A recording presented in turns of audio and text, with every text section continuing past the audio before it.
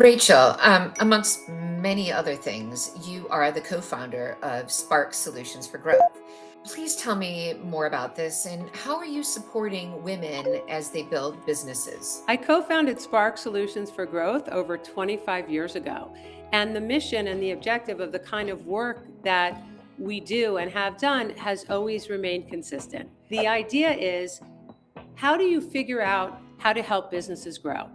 How do you help them identify what are the big business questions they need to answer in order to drive growth? So we're very maniacally focused on driving top line revenue growth. How do you do that? Do you need new products? Do you need new communication? Do you need a different pricing strategy? Do you need investment? Do you need a distribution partner? Do you need a strategic partner? So those are always the kinds of questions I've been asking. The only difference from its founding over 25 years ago and what I've done the last 15 years is the industry focus. And since 2008, I've been focused very exclusively on women's sexual and reproductive health.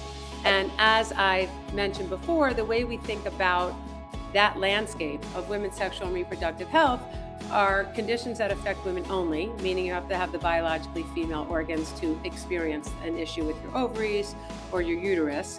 The second category is things that affect women differently, which are many things. Among them, breast cancer, lupus, 80% of autoimmune sufferers are women, migraines, dementia. There is nothing particularly female about those diseases, but women just suffer in much greater numbers. And the last category is things that affect women differently. The biggest example, and the one that we're talking about more and more, is cardiac health. So cardiac disease is still the number one killer of women. So that's the landscape that I work in.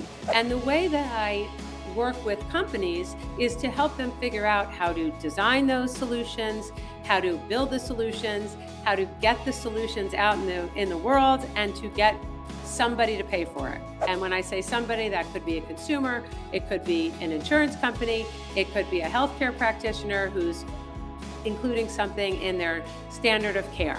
And you had asked very specifically how that helps women. Well, it turns out the overwhelming majority of women's sexual and reproductive health companies are in fact started by women.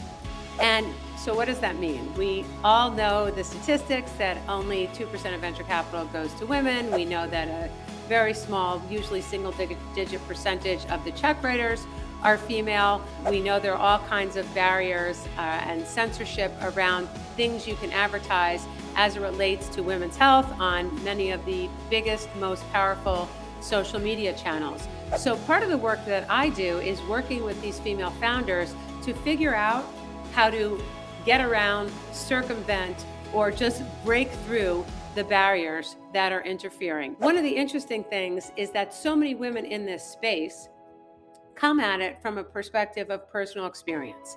So they've had an experience, they've had a condition, they've suffered with something, they scan the world looking for a solution, they don't find one that works, and so they create their own.